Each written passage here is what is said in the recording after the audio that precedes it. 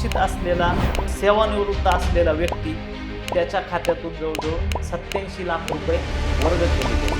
तो पैसा मल्टिपल लेअरमध्ये पसरवला जातो. जर म्हणजे आमच्या तपासात जे आजपर्यंत जे असे फ्रॉड घडले यामध्ये असं निष्पन्न झालंय की एक समजा एखाद्याचं 50 लाखाचा फ्रॉड झालाय तर ती अमाऊंट किमान 500 ते 600 बँक खात्यांमध्ये फिरली जाते. त्यानंतर काही अमाऊंट ती चेकने विड्रॉल झालेली असते, काही अमाऊंट ही सर आता आपण आपल्या पुढच्या प्रश्नाकडे येऊया की सायबर फसवणूक झाल्यापासून पहिल्या गोल्डन आवर्समध्ये काय करणं सर्वात महत्त्वाचं असेल पैसे मिळवण्यासाठी? सर्वप्रथम आपण गोल्डन आवर काय कन्सेप्ट ती बघूया. सायबर क्राईमची तक्रार ऑनलाईन कशी करावी? 2 मार्ग आहेत त्याला. सर्वात पहिले सर्वात सोपा मार्ग. नमस्कार, कॉमन टू अनकॉमन मध्ये आपलं पुन्हा एकदा सर्वांचं स्वागत आहे. नेहमीच आपण काहीतरी वेगवेगळे नवीन टॉपिक घेत असतो, कारण आजच्या काळामध्ये हे वेगवेगळे टॉपिक प्रेक्षकांना खूप महत्त्वाचे आहेत. जाणून घेण्याची त्यांच्यात एक उत्सुकता आहे, समजून घेण्याचीही एक उत्सुकता आहे. आज असाच एक टॉपिक आपण निवडलेला आहे. त्या टॉपिकवरती आपण बोलणार आहोत. मित्रांनो, समाजामध्ये गुन्हे अनेक प्रकारचे घडत असतात. त्या गुन्ह्यांची वर्गवारी करत बसण्यापेक्षा गुन्हा हा गुन्हाच असतो हे समजणं फार महत्त्वाचं आहे. म्हणजेच आज आपल्या आजूबाजूला बघा ना, खूप असे काही गुन्हे घडतात जे प्रत्यक्षदर्शी घडतात, पण आपण त्याच्यावरती काही करू नाही शकत. आणि काही गुन्हे असेही असतात जे अप्रत्यक्षपणे आपल्या समोर घडतात. असे गुन्हे कोणते असतात? समजा तुम्हाला तुमच्या एखाद्या मित्राचा फोन आला किंवा भावाचा फोन आला किंवा अजून कोणी जवळपासचा व्यक्तीचा एखादा फोन आला की मी पोलीस कोठडीत आहे. फोनवरती त्याचा आवाज आहे. तुम्ही काय करणार? घाबरून जाणार ना? हाच आहे आपला आजचा मुद्दा, म्हणजेच सायबर क्राईम. तर आज आपल्यासोबत या सायबर क्राईमवरती बोलण्यासाठी जे व्यक्ती आपल्यासोबत उपलब्ध झालेले आहेत त्यांचा परिचय मी करून देणारच आहे. तत्पूर्वी आपण अशा व्यक्तींना भेटतोय की सायबर क्राईम बाबतीत लोकांना कायम अवेअरनेससाठी प्रोग्राम ते घेतात, सेमिनार घेतले जातात. बरेचसे व्यक्ती त्या गोष्टींकडे लक्ष देत नाहीत का, तर तेवढा सिरियसली टॉपिक मानला जात नाही आजच्या काळामध्ये. परंतु हा खूप मोठा आणि सिरियस घेण्यासारखा टॉपिक आहे. आपल्यासोबत आहेत अहिल्यानगरचे सायबर क्राईम गुन्हे अन्वेषण शाखेचे पोलीस निरीक्षक श्री सागर ढिकले सर. नमस्कार सर. नमस्कार सर. जो काही मी आता सायबर क्राईमचा आज आपण विषय घेतोय, तर माझ्या जे काही आपले कॉमन टू अनकॉमनचे प्रेक्षक आहेत, हा विषय बघायला गेलं तर कॉमन आहे, पण याच्यातनं घडणारे गुन्हे जे आहेत ते फार अनकॉमन आहेत. तर सायबर क्राईम बाबतीत तुम्ही आपल्या प्रेक्षकांना मार्गदर्शन करावं सर. बेसिकली सोप्या भाषेत सांगायचं गेलं तर सायबर क्राईम एक इंटरनेटच्या माध्यमातून घडणारा गुन्हा आहे, ज्यामध्ये फसवणूक होऊ शकते, तुम्हाला भीती दाखवली जाऊ शकते, तुमच्या ज्या इलेक्ट्रॉनिक डिव्हाइसेस आहे ते हॅक केले जाऊ शकतात. या सर्व माध्यमातून उद्देश हा एकच की आपली आर्थिक फसवणूक करणे किंवा आपल्याला भीती दाखवणे. या उद्देशाने इंटरनेटच्या माध्यमातून केला जाणारा क्राईम म्हणजे सायबर क्राईम आहे. थोडक्यात सांगायचं तर असं आपल्याला सांगता येईल. ओके. परंतु बेसिक आपल्याला सायबर क्राईम मुळात का घडतो, म्हणजे आपल्या कुठल्याही व्यक्तीसोबत सायबर क्राईम का होतो हे बघणं गरजेचं आहे. तर आमच्या या सायबर क्राईम विभागात काम करत असताना जे अनुभव आहे त्यावरून एक गोष्ट अशी लक्षात येते की मुख्यतः सायबर क्राईम हा 3च गोष्टीमुळे घडतो. एक तर ज्याच्यासोबत तो सायबर क्राईम घडतो त्या व्यक्तीची असणारी भीती, त्या व्यक्तीचं असणारं अज्ञान किंवा त्या व्यक्तीला दाखवलं गेलेलं आमिष, त्याला काहीतरी दाखवलेलं प्रलोभन. या 3च माध्यमातून सायबर क्राईम त्या व्यक्तीसोबत घडू शकतो. म्हणजे या 3च कारणांनी तो घडू शकतो. या व्यतिरिक्त चौथं कुठलंही कारण त्याला फारसं सांगता नाही येणार आपल्याला. या 3 माध्यमातून तो घडतो. Okay okay sir. सायबर क्राईमच्या बाबतीत माझे काही प्रश्न आहेत जे फार कॉमन आहेत, पण त्यांची माहिती लोकांपर्यंत पोहोचावीत म्हणून मी ते प्रश्न म्हणजे बऱ्याच लोकांना आज नाही त्या गोष्टींची माहिती. युथ वर्गामध्ये पण काही लोकांना आहेत, पण जी जनरेशन 50शी क्रॉस करते त्या लोकांकडे ते दुर्लक्षित करतात. तर बरोबर. असे काही प्रश्न मी ते प्रश्न आपल्याला विचारू इच्छितो सर, की नक्कीच. सर्वसामान्य माणसांच्या भाषेत सायबर क्राईम म्हणजे नेमकं काय, आणि आजच्या काळात याचं प्रमाण अचानक एवढं का वाढलंय सर? आत्ताच सांगितल्याप्रमाणे सायबर क्राईम म्हणजे दुसरं तिसरं काही नाही. क्राईम करताना इंटरनेट आणि संगणकीय साधनांचा केलेला वापर, यातून केला जाणारा, दूर अंतरावरून केला जाणारा क्राईम आहे हा. ज्या व्यक्तीबाबत तो क्राईम घडतोय त्याला प्रत्यक्ष क्राईम करणारा दिसतही नाही, किंवा तो कोण आहे हे देखील माहित नसतं. परंतु कुठल्या तरी आमिषाला बळी पडून किंवा कुठली तरी अचानक दाखवलेली भीती, यातून हा क्राईम घडत असतो. अल्टिमेट गोल, क्राईम करणाऱ्याचा जो गोल आहे तो म्हणजे एकतर आर्थिक त्याला काहीतरी लाभ होणार असतो, किंवा समोरच्या व्यक्तीची जर बदनामी तो करत असेल तर त्यातून त्याचा काहीतरी त्याच्या मागचा दृष्ट हेतू, यातूनच हे सायबर क्राईम घडतात. आणि अचानक वाढ का झाली याचं जर आपण विश्लेषण केलं तर सध्याच आपण डिजिटलायझेशन मध्ये केलेला प्रवेश, आपण आज भाजीपाल्यापासून तर एरोप्लेनचं तिकीट बुक करेपर्यंत किंवा बँकिंग करेपर्यंत दैनंदिन कामात पूर्ण वेळ इंटरनेटचा वापर करत असतो. परंतु ते करत असताना आपण डिजिटल हायजीन कुठंतरी विसरतो, आणि त्यातून हे सायबर क्राईम, मग या ठिकाणी डाटा आहे आणि पैसा आहे, त्या ठिकाणी हे गुन्हेगार आकर्षित होतात आणि ते आपला फायदा घेतात. थोडक्यात सर, म्हणजे आपण पूर्वीच्या काळात म्हणायचो की माणसाच्या मूलभूत गरजा 3 आहेत: अन्न, वस्त्र, निवारा. आणि आजच्या काळातली ही इंटरनेट ही ही चौथी एक चौथी मूलभूत गरज झाली. एक वेळेस अन्न, वस्त्र, निवारा नसला तरी चालेल, पण इंटरनेट महत्वाचं झालेलं आहे. बरोबर आहे. आणि त्याच्यामुळे या गोष्टी फार बरोबर मोठ्या आहे. प्रमाणात घडतायत सर. बरोबर. सर, पुढचा प्रश्न आहे आपला. सध्या सर्वात जास्त घडणारे सायबर क्राईम्स कोणते आहेत? आणि म्हणजे उदाहरण आपण म्हणतो की सर्वसामान्यांच्या याच्यात की लाईट बिल भरताना QR कोड स्कॅन केला जातो, किंवा लॉटरी लागणं, किंवा अजून पार्ट टाइम जॉबच्या नावाखाली जे सोशल मीडिया वेबसाईटवरती QR कोड पाठवले जातात. सोशल मीडिया मार्केटिंगच्या माध्यमातून QR कोड पाठवून सेमिनार अटेंड करण्यासाठी बोलवलं जातं. ऑनलाईन वेबिनार असतात. तर हे पण त्याच्यात सहभागी आहेत का? सायबर क्राईम सध्या घडणारे जर विचार करायचा झाला याच्यात, तर सायबर क्राईमला कुठलीही सीमा नाहीये मुळात. ना जॉग्राफिकल सीमा आहे त्याला, ना त्या सायबर क्रिमिनलच्या स्किलवर तो सायबर क्राईम वेगवेगळ्या प्रकारे करत असतो. सध्या जर ट्रेंडिंग बघायला गेलं तर शेअर मार्केट इन्व्हेस्टिंग फ्रॉड हा फार मोठ्या प्रमाणात सुरू आहे. होते सर. दुसरा एक डिजिटल अरेस्ट एक प्रकार आहे, ज्याच्या माध्यमातून अनेक फसवणुकीचे प्रकार उघडकीस येत आहे. तिसरा प्रकार आहे आपल्या सोशल मीडियावर वेगवेगळ्या जाहिरातींद्वारे किंवा वेगवेगळे प्रलोभन दाखवून त्या ग्राहकांना आकर्षित करून त्यांच्याकडून केली जाणारी फसवणूक असेल. चौथा एक प्रकार जर बघायचा झाला तर आपल्या फोनवर येणाऱ्या अननोन लिंक्स असतील किंवा अननोन ऍप्लिकेशनच्या APK फाईल असतील, या माध्यमातून सुद्धा खूप मोठी फसवणूक होत आहे. आणि अजून एक प्रकार मला सांगावा असं वाटतो की तो म्हणजे ऑनलाईन गेमिंग, जे की आता भारतीय सरकारनेच शासनाने ते बंद केलेलं आहे, ऑनलाईन गेमिंग बेटिंग. परंतु अनऑथराइज लिंकच्या माध्यमातून हे प्रमाण खूप मोठ्या प्रमाणात तरुण मुलं ते खेळतात आणि त्यात पैसे गमावून बसतात. असे अनेक प्रकार आहेत. तुम्ही थोडस एक्सप्लेन करू सांगू शकता की त्या ज्या लिंक्स आहेत, जे आता आपल्या शासनाने त्या बंद केलेल्या आहेत, पण त्या अनऑथराइज लिंक आपल्याकडे येतात, त्या लिंकच्या मार्गाने पुन्हा त्या ऑनलाईन गेमिंगकडे माणसं वळतात. बरोबर. मग त्या लिंक्स कोणत्या असतात? या लिंक मोस्टली ज्या साईट्स आहे, बऱ्याचशा लिंक या पॉर्न साईट ज्या आहे त्यावर डिस्प्ले होतील, किंवा अशा काही साईट आहे आपण ज्या त्या व्हिजिट करत असताना त्यावर त्या लिंक अचानक येतात. किंवा एखाद्या टेलिग्राम ग्रुपला बी आपल्याला अनोळखी व्यक्तीकडून त्या लिंक पाठवल्या जाऊ शकतात. व्हॉट्सअप ग्रुपद्वारे त्या लिंक पाठवल्या जाऊ शकतात. या लिंकच्या जे सर्व्हर असतात मोस्टली ते विदेशात ते होस्ट केले जातं सर्व्हर, आणि त्या लिंक भारतात ऍक्सेस केल्या जातात मुलांकडून, तरुणांकडून, आणि त्या माध्यमातून ते गेम खेळण्याच्या आहारी जातात.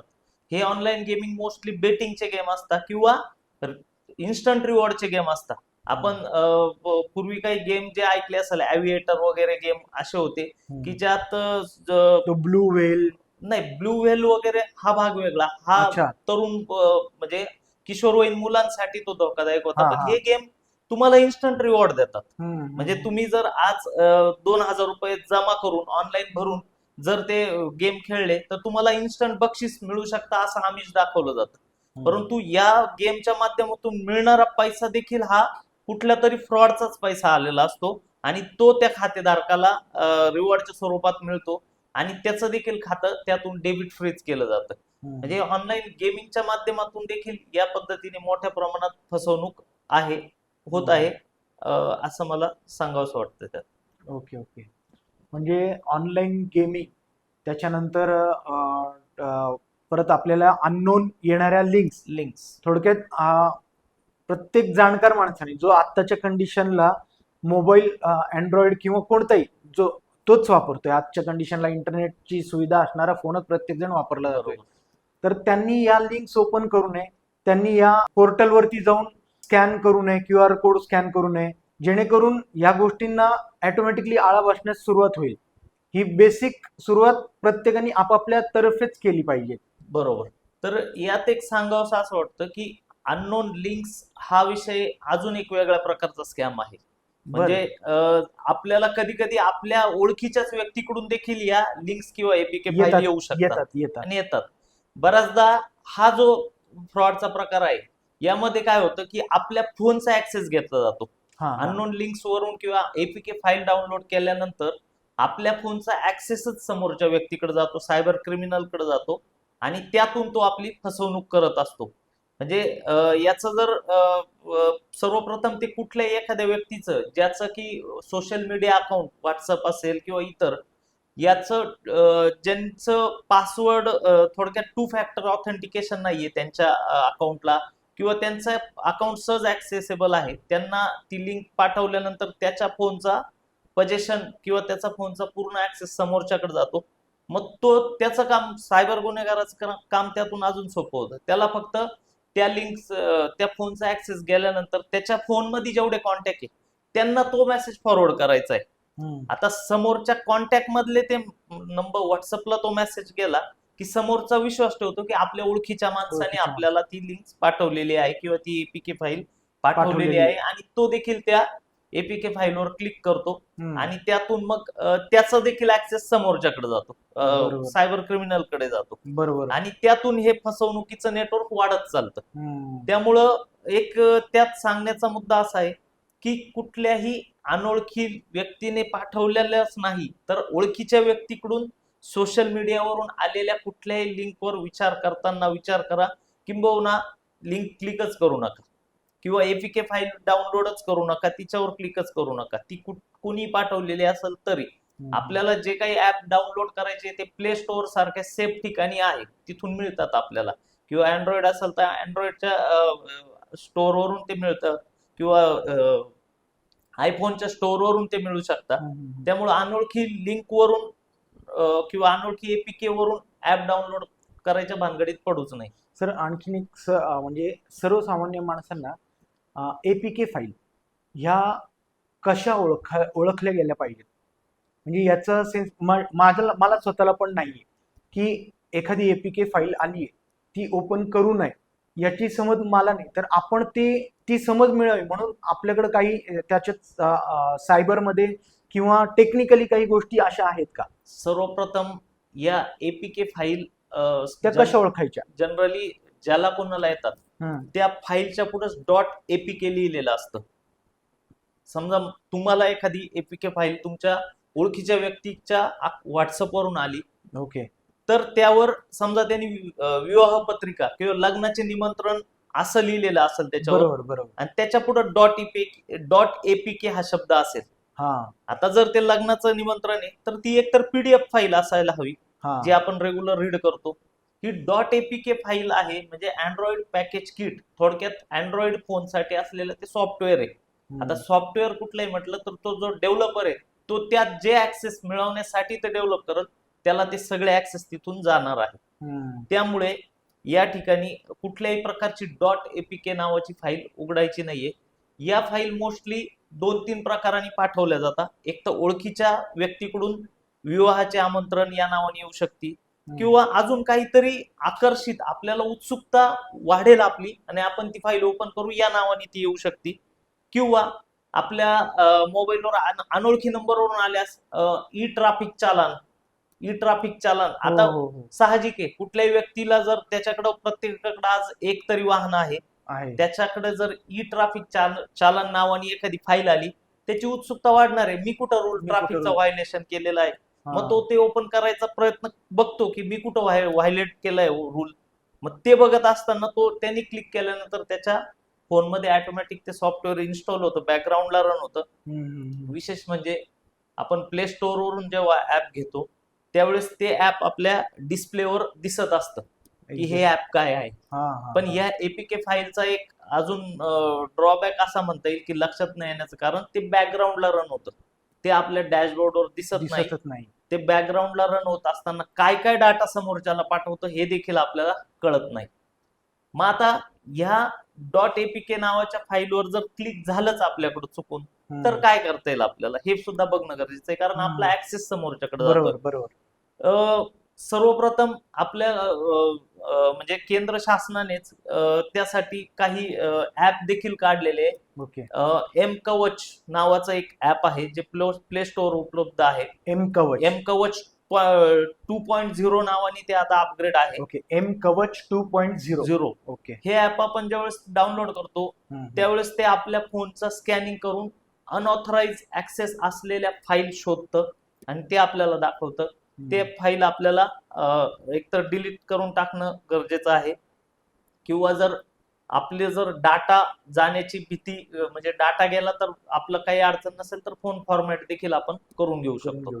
पण सर्वप्रथम ही फाईल आपल्याकडे इन्स्टॉल झाली आहे हे समजणं गरजेचं आहे. त्यासाठी असे काही ऍप आहे ज्याच्या माध्यमातून आपण ते सर्च देखील करू शकतो. थोडक्यात म्हणजे .apk फाईल ज्या कोणत्या येतील त्या ओपन करायच्या नाही आणि प्रत्येकाने आपल्या फोनमध्ये एम कवच 2.0 हे आपल्या अँड्रॉइड वाल्यांनी प्ले स्टोअर वरनं आणि ऍपल वाल्यांनी डाउनलोड करून घ्यायचं, जेणेकरून आपली फोनची पूर्ण सिक्युरिटी त्यांच्या ताब्यात राहील. थँक्यू सर, फार महत्वाची गोष्ट सांगितली.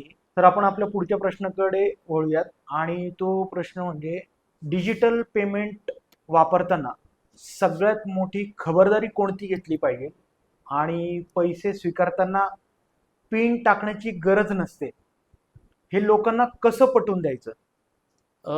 सर्वप्रथम तर डिजिटल पेमेंट ज्यावेळेस आपण करतोय तर आपण डिजिटल पेमेंट का करतोय हे महत्वाचं आहे.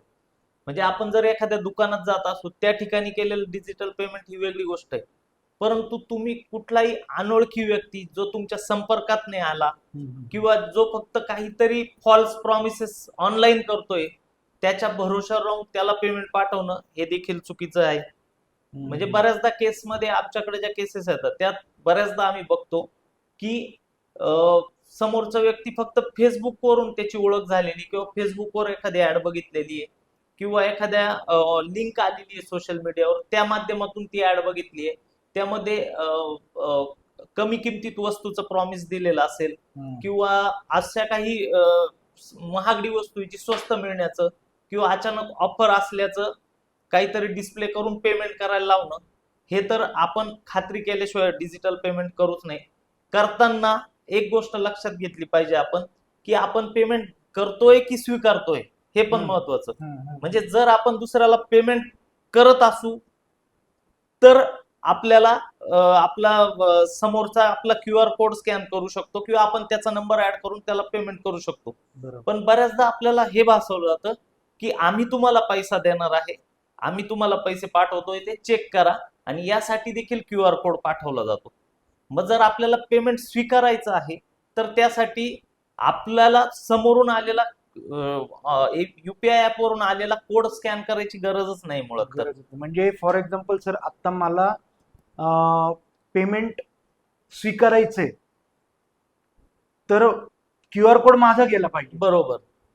पण समोरचा जेव्हा म्हणतोय की तुम्हाला पेमेंट मिळतंय तर तुम्ही म्हणजे पाठवताना तो त्याचाच QR कोड पाठवतोय. बरोबर. तुम्ही तुमचा हा QR कोड तो कसा आपल्याला पाठवतो, की काय प्रोसेस करून पाठवतो तो आपल्याला तसा? प्रोसेस म्हणण्यापेक्षा तो थोडक्यात आपल्याला घाईचा वापर करतो तो. अच्छा. घाई हा दाखवतो हा तो. हा हा. म्हणजे पटकन आपण पेमेंट करा. आपल्याला जर ही ऑफर पाहिजे तर आपण पटकन या कोड स्कॅन करा. आपल्याला असा असा पैसा मिळणार आहे. पटकन आपण हे स्कॅन करा किंवा मी तुम्हाला पैसे पाठवणार आहे. या हा. माध्यमातून देखील तो QR कोड रेग्युलर QR आधी कोड आपला असतो. QR कोड घेणार तो. तो QR कोड आपल्यालाच पाठवतो आणि तो ओके. पटकन स्कॅन करायला भाग पाडतो. हा हा हा. सायकोलॉजीचा वापर करतो तो, ह्युमन सायकोलॉजीचा, ओके ओके ओके ओके. आणि तो QR कोड स्कॅन करायला भाग पाडतो हो त्यातून. हो हो. आणि आपण पण म्हणजे विक्टिम पण त्यातून घाईघाईत तो QR कोड स्कॅन करतो आणि तो बघत नाही हे पैसे येत आहे का आपल्याला मिळणार आहे का आपले जाणार आहे. आणि मग तो त्या QR कोडचं पुढची प्रोसेस करून पुढचं प्रोग्राम इनिशिएट केल्यानंतर पेमेंट उलट आपल्या खात्यातून त्याच्या समोरच्या फ्रॉडस्टरच्या खात्यात जातं. Okay okay okay. आणि बघायला गेलं सर, ही फार कॉम्प्लिकेटेड सिच्युएशन आहे. याच्यामधनं आहे ना बाहेर पडणं आणि लोकांना लवकर लक्ष देण्यासाठी म्हणजे समजतच नाही. ती फास्ट प्रोसेसमध्ये माणूस अडकून जातो, त्या घाईमध्ये अडकून जातो आणि त्याला त्या घाईच्या नादात तो सगळ्या गोष्टीतला बळी करत पडत जातो. मग त्याला एकच ऑप्शन आहे की बाबा, जर समोरचा पर्सन एवढी घाई करत असेल तर आपली सतसत विवेक बुद्धी जागी ठेवून बरोबर. जागा राहून त्याच्यातनं बळी पडायचं की नाही हा पण ठरवायचंय. आता सध्या तर काही अशा केसेस आलेल्या आहेत, हा. घडलेल्या केसेस आहे की एका व्यक्तीचा, अनोळखी व्यक्तीचा कॉल येतो ओके. आणि तो आपल्याला त्या कॉल पूर्वी एक मेसेज पण येतो की तुमच्या खात्यात 10,000 रुपये 15,000 रुपये डेबिट झाले, जमा झाले, क्रेडिट झालेले आहे. हा हा. मग आपण तो मेसेज वाचलेला नसतो इनबॉक्स मधला. त्याच वेळेस आपल्याला एक कॉल येतो की मी असा असा व्यक्ती बोलतोय आणि हॉस्पिटलमध्ये आहे मी सध्या. माझी आई किंवा वडील किंवा नातेवाईक आजारी आहे. त्या हॉस्पिटलच्या QR कोडवर पेमेंट करत असताना किंवा हॉस्पिटलच्या मोबाईल नंबरवर पेमेंट करत असताना एक आकड्याचा फरक झालाय. त्यामुळे तो पैसा तुमच्या खात्यात आलाय. तुम्ही मेसेज चेक करून घ्या आणि मला आता अत्यंत अर्जंट परिस्थिती आहे. मला ते पेमेंट करणं गरजेचं आहे, नाहीतर पुढचे उपचार होणार नाही. तुम्ही कृपया तो पैसा मला परत पाठवा. मग अशा याच्यात तो समोरचा सिंपती गेन करतो. बरोबर. अशी परिस्थिती तो तयार करतोय की आपल्याला विचार करायला भाग पडू. आपण कुणीतरी याचा आजारी असेल आणि चुकून होऊ शकतं, आपल्याकडून होऊ शकतं, हा विचार आपण करतो आणि फक्त एकदाच तो मेसेज चेक करतो.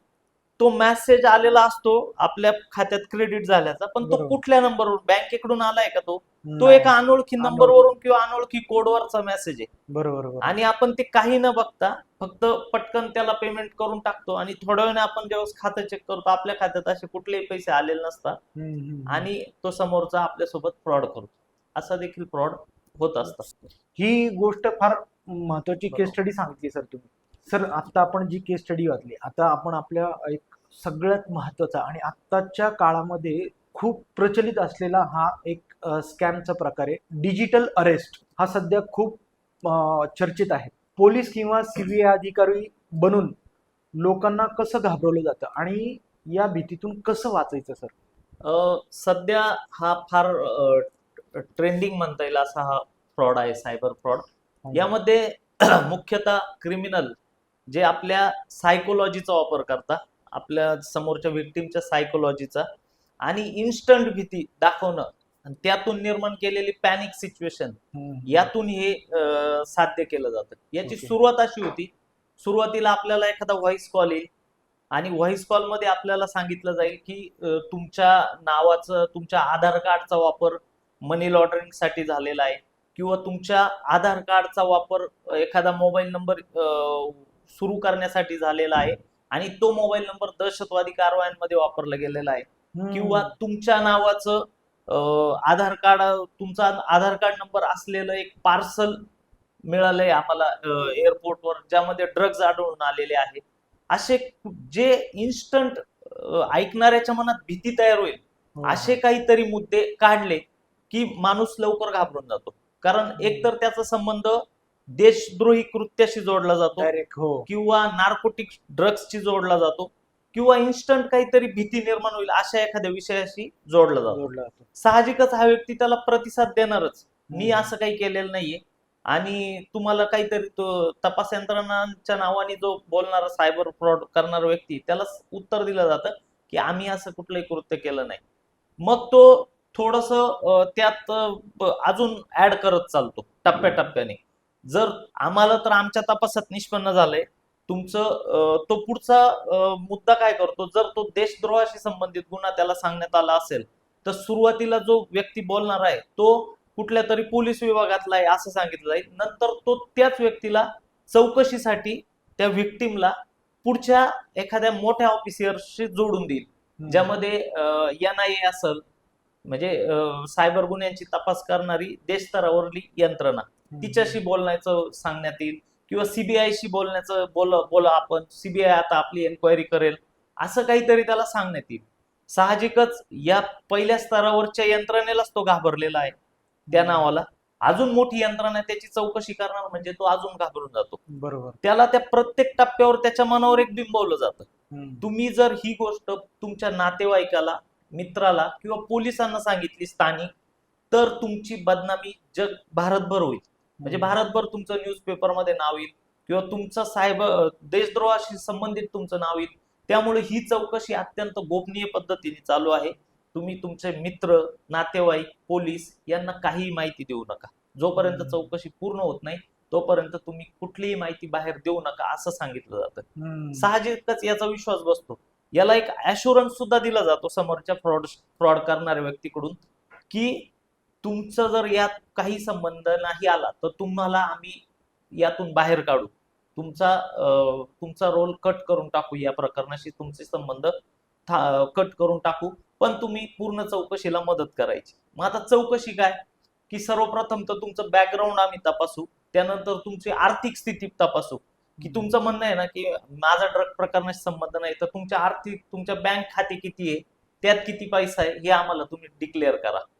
मग त्यासाठी त्याला खोटी केस कोर्ट ऑर्डर देखील पाठवली जाते, की कोर्ट ऑर्डर मध्ये मेन्शन केलेलं असतं आपण आपल्या खात्यांचा तपशील या संस्थेला द्या, चौकशीनंतर ते तुम्हाला पूर्ण मदत करतील, असं काहीतरी फेक नरेटिव्ह क्रिएट करून त्यांना दिलं जातं.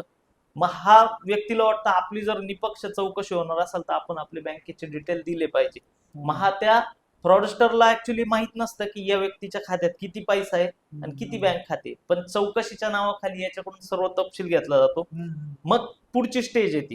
पुढच्या स्टेजमध्ये चौकशी पूर्ण होईपर्यंत तुमचा हा सर्व पैसा सरकारकडे जमा राहील असं त्याला सांगितलं जातं. मग आता सरकारकडे जमा करायची पद्धत काय, तर तुम्ही तुमचा पैसा स्वतःहून या सरकारी खात्यात भरा. त्याला एक खाजगी खाते नंबर दिला जातो बँकेचा, आणि त्याला एकतर बँकेत जाऊन किंवा प्रत्यक्ष ऑनलाईन नेट बँकिंग सुरू असेल तर त्या माध्यमातून सर्व खात्यातला पैसा त्या खाजगी, त्या आरोपींनी दिलेल्या खात्यात ट्रान्सफर करायला लावला जातो. तो पैसा ट्रान्सफर झाल्यानंतर त्या व्यक्तीला RBIचं एक लेटर पण येतं खोटं, की तुम्हाला तुमचा पैसा या सरकारी खात्यात जमा झालेला आहे आणि हा पैसा चौकशीनंतर तुम्हाला परत करण्यात येईल. आता ही प्रक्रिया त्याला सुरुवातीपासून जी चालू असते टप्प्याटप्प्याने, ती 2 दिवसापासून 10 दिवस 20 दिवस पण असू शकते. म्हणजे त्याला 10 दिवस अरेस्ट करून ठेवलं जातं. त्याला एक सांगितलं जातं की जर तुला प्रत्यक्ष अटक व्हायचं नसेल तर तुला डिजिटली आमच्या सर्व्हेलन्स मध्ये राहावं लागेल, दर 2 तासांनी आम्हाला रिपोर्टिंग करावं लागेल, किंवा कंटिन्यू तुझा कॅमेरा सुरू ठेवावा लागेल, तू आमच्या निगराणीत आहे, आम्ही 24 तास तुझ्यावर ऑब्झर्व करू, हे त्याला सांगितलं जातं. तो देखील घाबरून त्या गोष्टीला तयार होतो. म्हणजे त्याला मग टप्प्याटप्प्याने त्याचे पैसे एकदा खात्यात वर्ग झाले, मग त्याला सांगितलं जातं घरात तुमची पुढची चौकशी सुरू झाली, तुमच्या घरात सोनं किती, तुमचे काही म्युच्युअल फंड्स आहे का, तुमची काही FD आहे का, तुमचे काही शेअर्स आहे का, हे शेअर्स, हे जर त्यांना कळलं की याच्याकडे हा पण पैसा आहे, त्याला तो देखील पैसा ते म्युच्युअल फंड असेल तर विकायला लावणार, किंवा सोनं असेल तर गहाण ठेवायला लावणार, किंवा FD असेल तर मोडायला सांगणार, आणि ते पैसे देखील त्या खात्यात ट्रान्सफर करून घेतले जाणार. मग एकदा याच्याकडचा पैसा संपला की ते याला हळूहळू याच्यातला इंटरेस्ट कमी करत घेणार. मग त्यानंतर याला लक्षात येतं की या व्यक्तीला लक्षात येतं की आपली फसवणूक झाली आहे, आणि मग तो त्याच्या मित्रांशी बोलतो, त्याच्या नातेवाईकांशी बोलतो, किंवा स्थानिक पोलीस स्टेशनशी बोलतो, आणि त्यानंतर त्याला समजतं की आपली फसवणूक झालेली आहे. या सर्व प्रकारादरम्यान तो त्याच्या नातेवाईक जरी घरी आले तरी सांगत नाही, मित्र जरी भेटले तरी सांगत नाही, इवन हे क्रिमिनल त्याला इथपर्यंत सांगता की कुणी नातेवाईक आलं तर त्याला पटकन काढून दे घरातून, मित्र आला तर त्याला काढून दे घरातून, तू घराच्या बाहेर जाऊ नको. म्हणजे या प्रकरणाशी जर रिलेटेड केस स्टडी सांगायची तर आपल्याच हा. अहिल्यानगर जिल्ह्यामध्ये एक व्यक्तीची अशाच पद्धतीने फसवणूक झाली. त्याला सुरुवातीला मनी लॉन्ड्रिंगच्या संदर्भात कॉल आला, त्यानंतर त्याचं नाव दहशतवादी कृत्यांसोबत जोडण्याची धमकी देण्यात आली बापरे. आणि सुशिक्षित असलेला सेवानिवृत्त असलेला व्यक्ती त्याच्या खात्यातून जवळजवळ 87 लाख रुपये वर्ग केले गेले. बापरे. आणि 8 दिवस तो व्यक्ती डिजिटल अरेस्ट मध्ये होता. त्या दरम्यान त्याचा स्वतःचा मुलगा देखील त्याला भेटायला आला, त्याला देखील त्यांनी ते सांगू शकला नाही. त्या भीतीमुळे त्याला इतकं मेंटली त्यात इन्व्हॉल्व करून एक टाकलं प्रकारे हिप्नोटाइजच करून टाकले तर तो सांगू शकला नाही. त्यानंतर जेव्हा हे पूर्ण प्रकरण संपलं तर त्या प्रकरणात मग तो पोलीस स्टेशनला गेला. पोलीस स्टेशनला तात्काळ त्याची दखल घेतली गेली आणि त्यामध्ये आपण त्याला त्याचे 87 लाख रुपये जवळजवळ त्यात सायबर क्रिमिनलनी काढून घेतले होते. त्याला जवळजवळ आपण 42 लाख परत मिळवून देऊ शकलो त्या प्रकरणात. बापरे. म्हणजे पुन्हा ऐकूनच मी स्वतः आता शॉक मध्ये सर, की एखाद्या माणसाचा एक प्रकारे हा हिप्नोटाइज ब्रेन वॉशिंग असं केलं जातं. आणि या प्रकरणात एक सांगायचं झालं तर या प्रकरणाच्या तपासांमध्ये अत्याही पुढचा ट्विस्ट आहे बर, की हे जे व्हिडिओ कॉलवर बोलणारे व्यक्ती आहे हे भारतीय व्यक्ती आहे, पण ते बाहेर देशातून हा फ्रॉड करताय. म्हणजे ते पण एक प्रकारचे व्हिक्टिम आहे. कसे बापरे. तर भारतातून रिक्रुटमेंटच्या नावाखाली या लोकांना पाठवलं जातं विदेशात. विदेशात म्हणण्यापेक्षा एक गोल्डन ट्रायंगल कन्सेप्ट आहे. तर कंबोडिया वगैरे अशा देशांमध्ये ते पाठवलं जातं. सुरुवातीला दुबई वगैरे या मार्गाने किंवा दुसऱ्या कुठल्या देशातून ते पाठवलं जातं त्याला रोजगारासाठी. त्या ठिकाणी गेल्यानंतर त्या व्यक्तीचा पासपोर्ट काढून घेतला जातो, त्याला धमकी दिली जाते की जर तू आम्ही सांगाल त्याप्रमाणे काम केलं तरच तुला पासपोर्ट परत मिळेल किंवा इथं योग्य वागणूक मिळेल. त्याने जर त्या काम करायला नकार दिला तर त्याला देखील मारहाण केली जाते आणि त्याच्याकडून त्याला ट्रेनिंग देऊन हे फ्रॉड त्याच्याकडून करून घेतले जातात. म्हणजे जे नोकरीचे आमिष दाखवणारे आता बरेचसे खूप एक असे व्हिडिओज बनवले जातात सर, मी पण स्वतः पाहिलेत. FB इन्स्टावरती वगैरे हे दाखवले जातात की ऑस्ट्रेलियामध्ये तुम्हाला, त्याच्यानंतर कॅनडामध्ये, US मध्ये वगैरे अशा प्रकारे जर तुम्हाला म्हणजे अकाउंटन्सीच्या वगैरे ह्या ज्या काही गोष्टी आहेत यांच्यावरती कितपत, आणि जेव्हा आपण त्यांचं कमेंट बॉक्स किंवा मी स्वतः या गोष्टींवरती बारकाईने बघितलं, इव्हन मी सुद्धा ट्राय करण्याचा प्रयत्न केला होता एक सर्टन लेवलवरती, की आपण एकदा ट्राय तर करून बघू हे कितपत खरं आहे आणि काय नाही. मी ती प्रोसेस पण केली होती, पण त्या प्रोसेस करत असताना ज्या काही गोष्टी आणि कमेंट बॉक्स समोर येत होत्या, म्हणलं यार ह्या गोष्टीमध्ये लोकांचे कमेंट तर असे की हे सगळं फ्रॉड आहे, आम्ही करून बघितले आणि आमचे पैसे गेले. मग ह्या ज्या गोष्टी होतात नोकरीच्या आमिषाने घडणाऱ्या, ह्या सगळ्या डिजिटल अरेस्टचा प्रकार हा फॉरेन कंट्रीज मधनं आपले इंडियन लोकच ऑपरेट करतात, अशातला प्रकार आहे का सर हा? इंडियन लोक म्हणण्यापेक्षा भारतीयांचा वापर केला जातो. नोकरी प्रत्येकाला बाहेर जाऊन नोकरी करण्याची एक इच्छा, ही एक बेसिक गोष्ट सगळ्यांच्या ध्यानामानात बसलेली आहे. बरोबर. तर ही जी मी आता तुम्हाला कन्सेप्ट सांगितली की बाहेर देशात नेऊन त्याच्याकडून सायबर क्राईम करून घेणं, याला एक सायबर स्लॅव्हरी नावाची टर्म आहे. म्हणजे सायबर गुलाम बनवणं थोडक्यात त्यांना. सायबर गुलाम. ओके. तर अशा या लोकांना विदेशात नेऊन त्यांच्याकडून क्राईम करून घ्यायचे आणि मग त्याचा फायदा असा होतो की 3 टप्प्यात तो फ्रॉड घडत असतो. एकतर जो फ्रॉडचा पैसा आहे तो वळवण्यासाठी भारतातले खाते वापरायचे, ज्याला म्यूल अकाउंट ही कन्सेप्ट आहे, म्यूल अकाउंट वापरायचे. सायबर गुन्हे करताना जे व्हिडिओ कॉल केले जातात किंवा जो सेटअप उभारला जातो तो विदेशात असतो. ओके. आणि मीडिएटर लेवलला ऑर्गनाइज पद्धतीने मीडिएटर तो पैसा ऑनलाईन गेमिंग प्लॅटफॉर्म किंवा चेक थ्रू किंवा कॅश विड्रॉल थ्रू त्या म्यूल अकाउंट होल्डर कडून घेऊन त्याला त्याचा थोडाफार मोबदला देऊन तो पैसा इतर मार्गाने विदेशात पाठवणं किंवा त्याचा इतर पद्धतीने विल्हेवाट लावणं, असं ऑर्गनाइज पद्धतीने हा क्राईम चालतो. आणि याचे विदेशात संबंध असल्यामुळे तपासात पण अडथळे येतात. डायरेक्ट इथले पोलीस जाऊन तिथून त्यांना उचलून आणू शकत नाही. त्यात ज्या काही लिगल कन्सर्न आहे, ट्रीटी त्या देशासोबत आहे का आपली, त्या सर्व कन्सर्न त्यात मग तो विचार करून मग कंबाईन ऑपरेशन केले जातात असे त्या देशासोबत मिळून. सर आता हा जो डिजिटल अरेस्टच्या ज्या तुम्ही गोष्टी सांगितल्या, आता याच्यातनं लोकांनी अवेअर व्हावं की डिजिटल अरेस्ट या प्रकाराला बळी पडू नये म्हणून काय डोक्यात त्यांनी त्या गोष्टी फिक्स कराव्या की या गोष्टींना आपण बळी पडू नये म्हणून. आत्ताच झालेल्या पावसाळी अधिवेशनात माननीय मुख्यमंत्री साहेबांनी देखील ही सदनात सांगितलेली गोष्ट आहे की डिजिटल अरेस्ट नावाचा कुठलाही प्रकार अस्तित्वात नाही. हो, म्हणजे सर्वसामान्य व्यक्तींनी एकच लक्षात घ्यायचंय की डिजिटल अरेस्ट नावाचा प्रकारच अस्तित्वात नाही, तशी कायद्यातच तरतूद नाहीये. कुठलीही सरकारी यंत्रणा डिजिटल अरेस्ट करतच नाहीये. तर आपल्याला त्या नावाने किती फोन आले, व्हिडिओ कॉल आले, त्याला रिस्पॉन्ड नाही केलं तर आपल्यासोबत काही घडू शकत नाही. सर्वात महत्वाचं, आपण जर साधं रस्त्यात छोटंसं भांडण झालं किंवा छोटा वाद झाला तरी आपण जर स्थानिक पोलीस स्टेशनला जाऊ शकतो. तर एवढा मोठा आरोप आपल्यावर झालाय देशद्रोहाचा, तुमच्या नावाने काही नार्कोटिक ड्रग्ज मिळाले, तुमचं काही पार्सल पकडलं गेलेलं आहे अनऑथराईज, जर एवढा मोठा आरोप होतोय तर आपण स्थानिक पोलीस स्टेशनला जाऊन त्याची एन्क्वायरी करू शकतो बरोबर, स्थानिक पोलिसांच्या मदतीने. आणि त्या समोरच्या कॉल करणाऱ्या फ्रॉड व्यक्तीला तेवढं जरी समजलं की हे स्थानिक पोलीस स्टेशनला चालले, तो त्या व्यक्तीला परत कॉल नाही करत. म्हणजे आपल्याला डिजिटल अरेस्ट हा प्रकारच नाहीये, मनात बिंबून घ्यायचंय. जरी चुकून तसा कॉल आला त्याला रिस्पॉन्ड न करणं हा सर्वात त्याला बेस्ट उपाय आहे.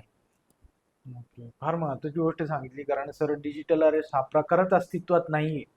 लोकांना ह्या गोष्टीच्या बाबतीतच जो काही संभ्रम होता तो जसं आपल्या माननीय मुख्यमंत्री साहेबांनी आणि जसं आज तुम्ही पण क्लिअर केलं की हा प्रकारच अस्तित्वात नाहीये, कुठेही आपण हा प्रकार करत नाही आहोत. हे फार महत्वाचं होतं सर. सर आपण आता आपल्या पुढच्या एका मुद्द्याकडे वळूयात. आपण सुशिक्षित आणि तरुण लोकही अनेकदा स्कॅम्सला बळी पडतात सर. याच्या मागे काय मानसिक कारण असतात सर त्यांची? थोडं करेक्शन मी आता असं करेल की सुशिक्षित तरुणच किंवा सुशिक्षित व्यक्तीच याला बळी पडताय मुळात. म्हणजे आमच्या जेवढं काही आजपर्यंतचा अनुभव असा आहे की जो अशिक्षित आहे तो मोस्टली याला बळीच पडत नाही, कारण तो हे कन्सेप्टच मानत नाही कुठल्या डिजिटलायझेशनच्या, त्यामुळे तो त्याला बळीच नाही पडत आहे. जो सुशिक्षित आहे, ज्याला इंटरनेट वगैरे वापरता येतं किंवा जो अँड्रॉइड फोन स्मार्टफोन वापरतोय, मोस्टली तोच व्यक्ती जास्त बळी पडतोय याला. आणि याचं कारण काय? इन्स्टंट दाखवलेली घाई. म्हणजे जसं सुरुवातीलाच मी सांगितलं, एक तर आपलं असलेलं अज्ञान किंवा आपल्याला दाखवलेली भीती, आणि तिसरं आपल्याला दाखवलेलं आमिष, काहीतरी प्रलोभन. या 3 कारणांनीच तो फ्रॉड घडतो. यात एक अजून ऍड करावंसं वाटतं की जगात स्वस्त आणि फुकट काहीच नाही. त्यामुळं ते जर आपण लक्षात घेतलं की आपण जर स्वस्त आणि फुकटच्या मागे लागलो तर आपला कधीही घात होऊ शकतो. ही एक कन्सेप्ट लक्षात ठेवणं गरजेचं आहे. बरोबर सर. आता आपण आहे ना सर, आपला एक सोशल मीडियावर महिलांना आणि अल्पवयीन मुलींना किंवा मुलांना कोणत्या प्रकारच्या सायबर त्रासाला सध्याच्या कंडिशनला जास्त सामोरं जावं लागतंय? यात सुरुवात मला त्याच्यावरती उपाययोजना त्यांनी काय कराव्या? तर सुरुवात याची अशी करावी वाटते की सर्वप्रथम तर आपण बऱ्याचदा सोशल होण्याच्या नादात इतके सोशल झालोय की आपण नको ती माहिती त्यावर पोस्ट करतोय. सर्वात महत्वाचं तर ते आपली रुटीन ऍक्टिव्हिटी दररोज पोस्ट करतोय व्यक्ती त्याच्यावर. एकतर सुरुवात त्यापासून ते आपण ठरवलं पाहिजे की आपण नेमकं आपलं किती माहिती समोरच्याला द्यायची आहे. की ठीक आहे, मित्र आहे, सोशल मीडियावरचे तुमचे फॉलोअर्स आहे, पण आपण त्याला माहिती किती प्रमाणात देतोय हे बी ठरव. याला कुठंतरी मर्यादा घातल्या पाहिजे. सर्वप्रथम तर आपलं खातं आपण पब्लिक ठेवलंय की प्रायव्हेट हे पण बघितलं पाहिजे. म्हणजे आपल्या प्रायोरिटीज काय. जर आपण पब्लिक करतोय आपलं इन्फॉर्मेशन सर्व, तर आपलं खातं तेवढं सिक्युअर आहे का? मग आपण 2 फॅक्टर ऑथेंटिकेशन ऑन केलेलं आहे का खात्याचं, हे बघणं गरजेचं आहे. आपल्या सर्व सोशल मीडिया खात्याचे पासवर्ड आपण किती क्रिटिकल ठेवले आहे की सहज गेस करता येण्यासारखे ठेवले आहे. नाव +@1234, बर्थ डेट, मोबाईल नंबर असे तर आपण पासवर्ड ठेवले नाही ना, हा हे पण बघणं गरजेचं आहे. बरोबर. मग हे करत असताना आपण ज्यावेळेस सोशल मीडिया वापरतो, मग समोरचा व्यक्ती जर आपलं खातं पब्लिक असेल, प्रायव्हेट नसेल, तर त्याला ते फोटो सहज ऍक्सेसेबल आहे. आणि आजकाल AI टेक्नॉलॉजी आहे, तुमचा एक फोटोचा वापर करून तुमच्यासोबत काय घडू शकतं हे आपण नाही ठरवू शकत मी आज. तर हात जोडले. मी माझ्या मित्रांकडे म्हणजे आपण म्हणतो ना फन एलिमेंट्स मध्ये काही गोष्टी त्यांच्याकडे बघितल्या. मी म्हंटलो AI नको रे बाबा. पण मी त्याच एआयचा ज्या पद्धतीने माझ्या सतसत विवेक बुद्धीने मी जो काही वापर करतोय, इतकी सुंदर इन्फॉर्मेशन मिळते सर, इतकी सुंदर इन्फॉर्मेशन मिळते की ज्ञान आपण म्हणतो ना की वाटल्याने वाढतं ते, तसं हे एआय आपल्याला ज्ञान देते, आपण ते घ्यावं, पण ते काय घ्यावं हे आपल्याकडे. बरोबर. जसं सर तुम्ही आता एक पासवर्डचा एक मुद्दा सांगितला छान, की लोकांना लक्षात राहावं म्हणून लोक स्वतःच्या सोयीकरिताच पासवर्ड वापरतात. लोकांनी ती मेंटॅलिटी चेंज करावी. म्हणून तुम्ही काय सांगाल सर की पासवर्ड आत्ताच्या काळात किती महत्वाचा ठरतो हा सायबर क्राईम गुन्ह्यांसाठी? पासवर्ड थोडक्यात उदाहरण द्यायचं झालं तर आपल्या घराचं कुलूप आहे. हा मग आपण आपल्या घराचं कुलूप सोपं असावं म्हणून लावतो, की त्याचं संरक्षण ही त्याची आहे, त्याची प्रायोरिटी प्रायोरिटी बरोबर. संरक्षण. संरक्षण. जर आपलं पासवर्ड हा आपलं संरक्षण असेल तर तो गेस करता येण्यासारखा नसावा. तो पासवर्ड तुमचा ठरवून घ्या, किती महिन्याला 2 महिन्याला तो बदलत राहा. किती क्लिष्ट पासवर्ड बनवला तो क्रॅक केला जाऊ शकतो आजकालच्या युगात. बरोबर. त्यामुळे तो बदलत राहणं हे सुद्धा गरजेचं आहे. त्याचबरोबर मी जे सांगितलं 2 फॅक्टर ऑथेंटिकेशन हे त्याचं सेकंड लेअर आहे. 2 फॅक्टर ऑथेंटिकेशनचा उद्देशच आहे की जर चुकून आपला पासवर्ड क्रॅक झाला तर ही सेकंड सिक्युरिटी लेअर आहे. ओके. त्यामुळे ते असणं गरजेचं आहे, जेणेकरून आपला मोबाईल नंबरवर तो आपल्याला OTP येणार आहे सेकंड ऍक्सेसला, आणि तो आपल्याला लगेच कळणार आहे कुणीतरी अनऑथराइज आपल्या एखादं अकाउंट हॅक करण्याचा प्रयत्न करतंय. त्यामुळे ते सुद्धा असणं गरजेचं आहे. जसं आता तुम्ही एआयचा मुद्दा सांगितला सर, जर कोणाचा फोटो मॉर्फ करून त्याचा गैरवापर केला जात असेल आणि पीडित व्यक्तीने मानसिक धक्का न घेता कायदेशीर पावलं उचलली पाहिजेत, त्यासाठी कायदे, तक्रार प्रक्रिया, सुरक्षा हा त्याला कसा मार्ग त्यांनी निवडावा? मॉर्फिंगचा मुद्दा आला म्हणून एक मगाचा एक राहिलेला मुद्दा पण मी त्यात कव्हर करतो, की महिलांच्या बाबतीत जे घडणारे गुन्हे आपण थोड्या वेळापूर्वी घेतलं, की काय काय त्यांना विद्यार्थी, महिला, मुली यांना या सोशल मीडियावर काय काय त्यांना त्रास होऊ शकतो त्यातून. तर याच्यात मोस्टली आता जे कॉलेजला जाणारे किंवा शाळेत जाणाऱ्या मुली आहे, विद्यार्थिनी आहे, यांच्या बाबतीत बऱ्याचदा आमच्याकडे तक्रारी मिळतात अशा, की त्या व्यक्तीच्या नावाने बनावट फेसबुक, इंस्टाग्राम अकाउंट तयार केलंय, स्नॅपचॅट अकाउंट तयार केलंय आणि त्यावरून त्रयस्थ व्यक्तीला अश्लील मेसेज पाठवले जात आहे. मग याचा उद्देश काय असतो, की एकतर त्या मुलीची बदनामी व्हावी या उद्देशाने ते केलेलं असू शकतं, तिला काहीतरी त्रास देणं या उद्देशाने ते केलेलं असू शकतं. ज्यावेळेस अशा गुन्ह्यांचा तपास आम्ही करतो त्यावेळेस मोस्टली आमच्या लक्षात हेच येतं, की कोणत्याही व्यक्तीचं ज्यावेळेस एखादं बनावट फेसबुक किंवा कुठलंही सोशल मीडिया अकाउंट तयार केलं जातं, जे मोस्टली जर ती मुलगी असेल, विद्यार्थिनी असेल तर किंवा तर त्यांच्या बाबतीत हे कुणीतरी जाणकार व्यक्तीने ते केलेलं आढळून आलेलं आहे आम्हाला. बरं. म्हणजे कॉलेजमधलाच कुणीतरी समवयस्क विद्यार्थी किंवा गावातीलच किंवा शहरातीलच ओळखीचा एखादा व्यक्ती त्यानेच ते तयार करून बदनामी करायच्या उद्देशाने ते तयार केलेलं असतं. मग त्या गोष्टी प्रिव्हेंट करण्यासाठीच मी जे सांगितलं होतं, की आपली प्रोफाईल पब्लिक न करता प्रायव्हेट ठेवा. आपण ज्यांना फ्रेंड म्हणून एक्सेप्ट केलं आहे त्यांनाच तो फोटो आपला दिसला पाहिजे, त्यांनाच तो ऍक्सेसेबल असला पाहिजे, म्हणजे जेणेकरून या आपल्या फोटोचा गैरवापर होणार नाही. दुसरा मुद्दा, आता हे जर मॉर्फ झालाच तर काय करायचं? तर यासाठी सर्वात बेस्ट आपण 1930 हा नंबरवर कंप्लेंट करू शकतो.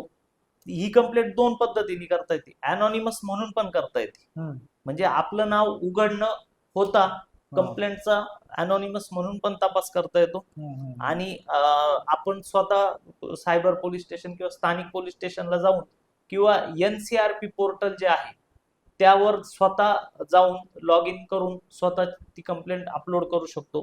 त्यासाठी आपल्याला आपला आधार कार्ड नंबर मागितला जातो, तो देऊन आपली तक्रार काय ते सांगावं लागतं, त्याचे काही पुरावे जोडावं लागतं. आणि त्यात अजून एक आहे, जर आपले प्रायव्हेट व्हिडिओ जर कोणी कुठे लीक केलेले असतील ओके. किंवा आपले प्रायव्हेट व्हिडिओचा ऍक्सेस मिळवून कोणी समाज माध्यमांवर व्हायरल केलं जात असेल तर स्टॉप NIC नावाचं वेबसाईट आहे. स्टॉप NIC ही आपली शासनाची शासनाची. अधिकृत आहे. हा, स्टॉप NIC नावाची वेबसाईटवर जाऊन आपण जर ती माहिती भरली आणि जो व्हिडिओ आपल्याला मॉर्फ झालेला किंवा फोटो मॉर्फ झालेला आहे तो अपलोड केला तर तो सोशल मीडियाच्या जेवढ्या पण साईट आहेत त्याच्यावरून तो बॅन केला जातो, तो काढून टाकला जातो आणि आपला प्रायव्हेट व्हिडिओ लीक होण्यापासून किंवा स्प्रेड होण्यापासून रक्षण सुद्धा आपलं होतं. तुम्ही आता सर 3 गोष्टी सांगितल्या. एक तर म्हणजे आपला 1930 नंबर, त्याच्यावरती तुम्ही कंप्लेंट रजिस्टर करू शकता. Yes. आणि कोणती NCRP पोर्टल, NCRP पोर्टल हे पण आपलं शासनाचं पोर्टल आहे. हो. आणि तिसरं sir stop NIC. Stop NIC. हा. ओके, म्हणजे या 3 महत्वाच्या गोष्टी आपल्या शासनाच्याच आहेत, त्यांची दखल प्रत्येक पब्लिकने घ्यावी. हा, म्हणजे जे त्रस्त कंप्लेनंट आहे त्यांच्यासाठीच ते बनवले गेलेले पोर्टल आहे की जेणेकरून क्विक ऍक्शन घडली पाहिजे.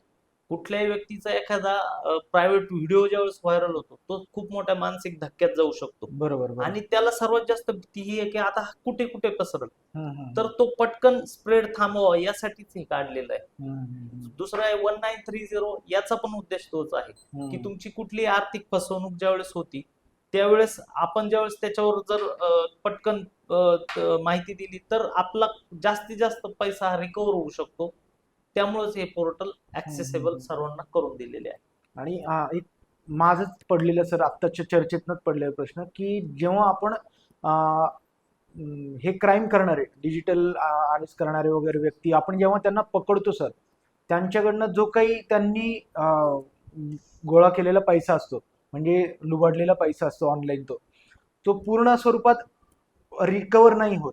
नाही, त्याचं काय कारण सर, काय तपशील? एक तर तो पैसा मल्टिपल लेअर मध्ये पसरवला जातो. बरं. जर म्हणजे आमच्या तपासात जे आजपर्यंत जे असे फ्रॉड घडले यामध्ये असं निष्पन्न झालंय की एक समजा एखाद्याचं 50 लाखाचा फ्रॉड झालाय तर ती अमाऊंट किमान 500 ते 600 बँक खात्यांमध्ये फिरली जाते. ओके. त्यानंतर काही अमाऊंट ती चेकने विड्रॉल झालेली असते, काही अमाऊंट ही क्रिप्टो करन्सी मध्ये देखील कन्वर्ट झालेली असू शकते किंवा असते, काही अमाऊंट कॅश विड्रॉल असते. आणि एकदा कॅश विड्रॉल ती अमाऊंट झाली तर ती ज्या खात्यातून कॅश विड्रॉल झालेली आहे तर त्या व्यक्तीने दुसऱ्या पुढच्या लिंककडे हँडओव्हर केलेली असते आणि तो पुढचा व्यक्ती याच्याशी फक्त व्हर्च्युअल नंबरद्वारे संपर्कात असतो. ओके. यासाठी आपल्याला एक म्यूल अकाउंट ही कन्सेप्ट समजून घ्यावी लागेल. म्यूल अकाउंट ही कन्सेप्ट काय, कारण आपण देखील त्याचा शिकार होऊ शकतो. म्यूल अकाउंट याचा अर्थ सायबर गुन्ह्यातली फसवणूक केलेली रक्कम ज्या खात्यात वर्ग होते ते खातं म्यूल अकाउंट असतं. ओके. म्यूल अकाउंट का म्हणतात त्याला, कारण ज्या व्यक्तीचं ते खातं आहे त्याला देखील माहित नसतं की या खात्यात आलेला पैसा हा फसवणुकीचा पैसा आहे. त्याला कुठले तरी अनोळखी व्यक्ती जॉईन होतात, अप्रोच होतात, त्याला सांगितलं जातं की आपल्याला ट्रस्टचा पैसा कुठला तरी इन्कम टॅक्स वाचवण्यासाठी पैसा तुमच्या खात्यात फिरवायचा आहे. बरोबर. तो फक्त तुमच्या खात्यात येईल आणि तिथून पुढे जाईल. तो पैसा त्या खात्यात आल्यानंतर तिथून तो वर्ग होऊन जाईल आणि तुम्हाला त्याचं 1 ते 2% कमिशन बेसिसवर पैसा शिल्लक राहील. असं त्याला प्रलोभन दाखवलं जातं. त्याला प्रलोभन दाखवताना सुद्धा त्याला काहीतरी फार अवैध पण नाही आणि फार वैध पण नाही असा मधल्या स्वरूपाचा हा पैसा आहे असं सांगितलं जातं. म्हणजे एकतर टॅक्स वाचवण्यासाठीचा हा पैसा आहे, बरोबर, कुठल्या तरी ट्रस्टचा हा पैसा आहे, जो किंवा हा कुठल्या तरी ब्लॅकचा व्हाईट करायचा पैसा आहे असं त्याला सांगितलं जातं. आणि त्यासाठी जे म्यूल अकाउंट शोधलं जातं तो पण असाच व्यक्ती शोधला जातो ज्याच्यावर कुठलं तरी कर्ज आहे, जो कुठल्या तरी आर्थिक अडचणीत आहे, ज्या जो बेरोजगार आहे, असे व्यक्ती किंवा निरक्षर व्यक्ती शोधले जातात. त्या खात्यावर तो पैसा वळवला जातो, तिथून पुढं परत दुसऱ्या खात्यांवर वळवला जातो. ज्यावेळेस आपण खात्याचा मागोवा घेत त्या व्यक्तीपर्यंत पोहोचतो त्याला तर आपण त्यांनी चुकीचं केलंय म्हणून त्याला आरोपी करतोच आपण, जरी त्यांनी प्रलोभन घेऊन पण आपलं खातं वापरायला देणं हाच मुळात गुन्हा आहे दुसऱ्याला. त्यामुळं त्याला आपण आरोपी जरी केलं किंवा त्याला आदेश जरी केली तर त्याला हे म्यूल अकाउंट जो हँडलर आहे तो फक्त व्हर्च्युअली कॉन्टॅक्ट मध्ये असतो, कधीतरी एकदा भेटलेला असतो, त्याच्या बरोबर. ओळखीचा नसतो, मग पुढची लिंक ब्रेक होत जाते. म्हणजे हे त्यामुळं त्या माध्यमातून ते सायबर गुन्हेगार असे म्यूल अकाउंट देणारे शोधतात फाईन आणि त्यांना पण विक्टिम बनवतात, पण ते पण प्रलोभनाला बळी पडतात. म्हणून त्यांची पण जबाबदारी आपण निश्चित करतो. निश्चित. म्हणून तो जो डिफरन्स येतो हा. रिकव्हरीचा हा. तो असा वर्गवारी झालेला म्हणून असतो. तो म्यूल अकाउंट मधून पैसा कुठेतरी वर्ग होत हा. होत जातो आणि मर्यादा येतात तपासाला. मर्यादा येतात तपासाला. की बरोबर आहे. एक राज्यातले पोलीस समजा एखाद्या गुन्ह्यात माझ्या 16 राज्य 17 राज्यांमध्ये जर म्यूल अकाउंट निघाले तर प्रत्येक ठिकाणी फिजिकली जाऊन येणं इम्पॉसिबल आहे. असं एक नाही, असे अनेक प्रकरण असतात. बरोबर. त्यामुळे मला तो पण एक अडचण आहे. recently हा प्रश्न विचारण्याचं तात्पर्य हेच होतं सर की कॉमन माणसं जी आहेत ना यांची थिंकिंग हीच आहे की एवढे पैसे गेले आमचे सगळेच्या सगळेच रिकव्हर झाले पाहिजे, बरोबर. पण त्याच्या मागची गोष्टच लोक समजून घेत नाही की तुम्ही ज्या प्रकाराला बळी पडलात त्याची वर्गवारी पोलीस यंत्रणा खूप सक्षम आहे ती फाइंड आउट करण्यासाठी तुमची रिकव्हरी करून देत आहेत, पण जर त्याची वर्गवारी अशी झालेली असेल तर ती फाइंड करणं फार अवघड गोष्ट होऊन जाते. सर आता आपण आपल्या पुढच्या प्रश्नाकडे वळूयात की सायबर फसवणूक झाल्यापासून पहिल्या गोल्डन आवर मध्ये काय करणं सर्वात महत्वाचं असं पैसे मिळवण्यासाठी? परत सर्वप्रथम आपण गोल्डन आवर काय कन्सेप्ट आहे ती बघूया. की आपल्या सोबत सायबर फ्रॉड घडल्यानंतर मोस्टली आर्थिक गुन्हा म्हणजे ज्यात आपली पैसे गेलेले आहेत त्यामध्ये आपण किती लवकर ती तक्रार 1930 या क्रमांकावर रजिस्टर करतो किंवा NCRP पोर्टलवर रजिस्टर करतो, तो काळ जितका कमी, तो सुरुवातीचे 1 ते 2 तास हे आम्ही गोल्डन आवर्स म्हणतो. का तर ती त्यावेळेस जर रजिस्टर झाली तर तितकी लवकर ऍक्शन पुढच्या मनी ट्रेलवर होईल. संबंधित बँकेच्या सहकार्याने तितके खाते फ्रीज करून तो ज्या खात्यात तो पैसा गेलाय तो जर तिथं स्टॉप झाला तर ज्याचं फसवणूक झाली त्या व्यक्तीला तो पैसा मिळण्याची टक्केवारी वाढू शकते. समजा एखाद्या व्यक्तीसोबत फ्रॉड झाला आणि त्यांनी पहिले 1 तासातच तक्रार केली तर कदाचित त्याचा 60% 70% पैसा त्याला परत मिळू शकतो, 80% मिळू शकतो, काही प्रकरणात 100% देखील मिळू शकतो. म्हणून ही गोल्डन आवर कन्सेप्ट आहे की आपल्या सोबत फ्रॉड झाल्याचं लक्षात येतं तात्काळ तक्रार नोंदवणं हे सर्वात महत्वाचं आहे. आणि त्यापेक्षा आपल्यासोबत फ्रॉड झालाय हे समजणं सुद्धा महत्वाचं आहे. बऱ्याचदा काही वेळेस आपण 4-4, 5-5 दिवस फ्रॉड झाल्यानंतर लक्षात घेतो की फ्रॉड होतोय आपल्यासोबत, मग तो रक्कम मिळण्याचा रेशो देखील त्या प्रमाणात कमी होत जातो. कारण अल्टिमेटली जो गुन्हेगार आहे त्याला ही माहिती आहे की सरकार पोलीस यंत्रणेकडून हा पैसा फ्रीज केला जाऊ शकतो, तो पैसा जास्तीत जास्त युटिलाइज कसा होईल याचा एक प्रयत्न करतो आणि त्यामुळे गोल्डन आवर मध्ये ही तक्रार होणं गरजेचं आहे.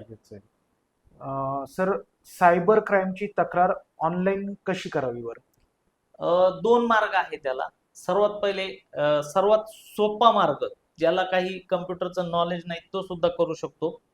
1930 1930 हा पॅन इंडिया साठी नंबर आहे. ओके. त्याच्यावर आपण फोन करून तक्रार नोंदवायची असते. कधी कधी तक्रारींचं स्वरूप इतकं आहे का आपला फोन 5-10 मिनिट लागत देखील नाही, पण ते लागत नाही म्हणून तो विषय स्किप नका करू. फोन लागत नाही, प्रयत्न करा, 5 मिनिटांनी पुन्हा प्रयत्न करा. आणि ही तक्रार नोंदवताना 3-4 गोष्टी आपल्या सोबत असणं गरजेचं आहे. पहिलं तर आपला आधार कार्ड नंबर सोबत असावा. दुसरा मुद्दा, आपले पैसे ज्या ट्रान्झॅक्शन नंबरनी फसवले गेले किंवा दुसऱ्या खात्यात गेलेले आहे ते ट्रान्झॅक्शन नंबर आपल्याकडे असणं गरजेचं आहे. म्हणजे फ्रॉड रकमेचं अकाउंट स्टेटमेंट सोबत असणं गरजेचं आहे. आणि त्या व्यतिरिक्त आपला बँक अकाउंट नंबर आणि ज्या बँक खात्यात आपण पैसे टाकले तो बँक अकाउंट नंबर, या 4-5 गोष्टी असेल तर एक 5-10 मिनिटात ही तक्रार ऑनलाईन रजिस्टर केली जाते. त्यानंतर आपल्याला एक मेसेज तात्काळ येतो की तुमची तक्रार अशी नोंदवली गेलेली आहे. त्या तक्रारीवर तात्काळ कार्यवाही देखील सुरू होती. फक्त आपल्याला त्यानंतर 2-3 दिवसाच्या आत ती तक्रार पुन्हा NCRP पोर्टलवर जाऊन पुढच्या डिटेल भरून ती कन्फर्म करून घ्यायची, अन्यथा ती तक्रार कन्फर्म मानली जात नाही. पण खातं फ्रीज होण्याची प्रक्रिया सुरू होऊन गेलेली असते. सायबर सुरक्षेसाठी प्रत्येक नागरिकाने पाळलेच पाहिजे असे 3 सुवर्ण नियम कोणते सर? सर्वप्रथम अनोळखी काही लिंक आपल्याकडे आलेल्या असतील, आपल्याला काही अनोळखी APK फाईल आपल्या फोनवर ओळखीचे किंवा अनोळखी व्यक्तीकडून आलेले असतील त्यावर क्लिक न करणे, आपले सर्व सोशल मीडिया अकाउंट हे 2 फॅक्टर ऑथेंटिकेशन करून घेणं हे पण एक गरजेचं आहे. आणि तिसरं एक म्हणता येईल की आपण कुठल्या प्रलोभनाच्या मागे लागू नका. कुणी जर त्या माध्यमातून भीती दाखवत असेल तर त्या मागे लागू नका किंवा त्यांनी घाबरून जाऊ नका. जवळच्या पोलीस स्टेशनशी किंवा सायबर पोलीस स्टेशनशी संपर्क साधा, त्यातून आपली फसवणूक होणार नाही. आणि अजून एक, जसं मगाशी तुम्ही सांगितलं की तुमचं सगळं वैयक्तिक आयुष्य सगळं त्याच्यावरती आणू नका, प्रायव्हेट करून प्रायव्हेट ठेवा, पब्लिक करू नका. ओके सर, आपले म्हणजे जसं सगळ्यात महत्वाचं आपलं सगळं मेन डिस्कशन झालं, ज्याच्यातनं आपल्याला खूप महत्वाची माहिती तुमच्याकडनं मिळाली सर. सायबर क्राईमच्या बाबतीत काय करावं, काय नाही करावं, आणि जर आपल्यासोबत असे काही प्रकार घडत असतील तर आपण किती लवकर पोलिसांसोबत कनेक्ट व्हावं, त्या सायबर क्राईम विभागासोबत कनेक्ट व्हावं, कोणत्या पोर्टलवरती कनेक्ट व्हावं, ही जशी 20 केस स्टडी तुम्ही सगळी इन्फॉर्मेशन दिली, त्यासाठी प्रेक्षक वर्ग आहे सर, त्यांना या सगळ्या गोष्टींची आता जाणीव होईलच. बऱ्याचशा, जसं तुम्ही मगाशी सांगितलं की सुशिक्षित लोकच जास्त त्याला बळी पडतायत, तेही लोक पुन्हा आणखी त्याच्यातनं सुशिक्षित होतील या गोष्टींपासून. तर सर, आता आपण आपल्या रॅपिड फायर प्रश्नांकडे वळूयात थोडंसं. पासवर्ड सुरक्षित ठेवण्यासाठी 1 नंबरची टीप काय देणार तुम्ही? पासवर्ड हा कधीही आपल्याशी संबंधित नसावा. ओके. तो आपली जन्मतारीख नसावी, आपला मोबाईल नंबर नसावा, आपलं गाडीचा नंबर नसावा, आपल्या मुलाचं नाव नसावं, तर तो समोरच्याला सहजासहजी गेस होईल असा पासवर्ड असू नये आणि तो वारंवार बदलत राहावा. ओके. पब्लिक वायफाय वापरणं सुरक्षित आहे की नाही? नाही. अनोळखी नंबरवरून व्हॉट्सअपवर आलेली एखादी गोष्ट ओपन करू नये. काय? अनोळखीच नाही, ओळखीच्या जरी व्यक्तीकडून एखादी अनोळखी लिंक आली तर ती सुद्धा क्लिक करू नये. ओके. पासवर्ड मध्ये स्वतःचा वाढदिवस किंवा नाव ठेवणाऱ्यांना तुम्ही काय सांगाल? बदलून टाका. सायबर फ्रॉड झाल्या डोक्यात येणारा पहिला नंबर कोणता असावा? ऑफकोर्स 1930. जर कोणी बँक अधिकारी बनून फोन केला आणि OTP मागितला तर काय करायचं? फोन कट करा. आणि पुढचा एक रॅपिड फायर आहे, पण एक सांगू इच्छितो की आपण जर आपल्याला काही मिलिशियस असे काही फ्रॉड नंबरवरून जर कॉल येत असतील तर आपण त्या देखील तक्रारी 1930 ला करू शकतो, किंवा संचार साथी नावाची वेबसाईट आहे दूरसंचार विभागाची, त्यावर जाऊन ते नोंदवू शकतो. ते नंबर ब्लॉक केले जातात. ओके. अँटीव्हायरस की सॉफ्टवेअर अपडेट सुरक्षेसाठी जास्त महत्वाचं काय? दोन्हीही, पण सॉफ्टवेअर अपडेट करणं गरजेचं आहे. त्यात त्या संबंधित कंपनीकडून त्यातले बग्स फिक्स केले जातात. दोन्ही असणं गरजेचं आहे. ओके. सायबर गुन्हेगारांचे सर्वात मोठे हत्यार कोणतं, आणि लोकांची भीती की लोकांचा लोभ? 50-50 दोन्ही पण. लोक एकतर भीतीला बळी पडून सायबर क्राईमचे बळी होतात किंवा कुठल्या तरी लोभाला बळी पडतात. दोन्ही प्रकारच्या केस आहेत, त्यामुळे 50-50. Thank you sir. तुम्ही रॅपिड फायरला पण एकदम सटीक उत्तरं दिलेली आहेत. आता सर, माझा वैयक्तिक प्रश्न, जशी आपली पहिली भेट झाली होती त्यावेळेस मी तुम्हाला सांगितलं होतं सर की आपण अपार्ट फ्रॉम आपल्या या क्वेश्चनरीच्या मी तुम्हाला काही प्रश्न विचाराल. सर, तुम्ही आत्ताच्या काळामध्ये एंटरटेनमेंट इंडस्ट्रीचे जे काही आपल्यासमोर वेब सिरीज, फिल्म्स वगैरे येतात, हे बघतात का सर तुम्ही? नक्कीच बघतो. त्याच्या मागचा उद्देश काय सर? ऑफकोर्स पहिलं तर आहे एंटरटेनमेंट, पण दुसरं त्यातून नॉलेजेबल पण भरपूर गोष्टी मिळतात आणि त्या आत्मसात करण्यासाठी देखील बघतो. प्रचलित असलेली वेब सिरीज जमतारा, हे कितपत सत्य आहे सर? आहे, त्यात बऱ्याचसा भाग सत्य आहे. यापूर्वी महाराष्ट्रातून जे वेगवेगळे पोलीस पथकांनी तपास केलेले आहे त्या भागात जाऊन, तर तिथं असे काही हॉटस्पॉट आहे. जमतारच नाही, भारताच्या वेगवेगळ्या भागात असे काही हॉटस्पॉट आहेत ज्या ठिकाणून सायबर क्राईम घडतात. ते लिटरली जमतारा सारख्या ठिकाणी तर गावाची गावं त्यात इन्व्हॉल्व्ह झालेले आहे आणि त्यांच्यावर कोम्बिंग ऑपरेशन पण झाले आहे. त्या बाहेरच्या पोलीस पथकांवर हल्ले पण त्या ठिकाणी झालेले आहेत. त्यामुळं त्यातला जो मनोरंजनाचा भाग सोडला तर आहे, वस्तुस्थिती आहे. असे काही हॉटस्पॉट भारतात आहे की ज्या ठिकाणी सायबर क्राईमचं हब आहे आणि त्या ठिकाणी वेळोवेळी कॉम्बिंग ऑपरेशन पण केले जातात.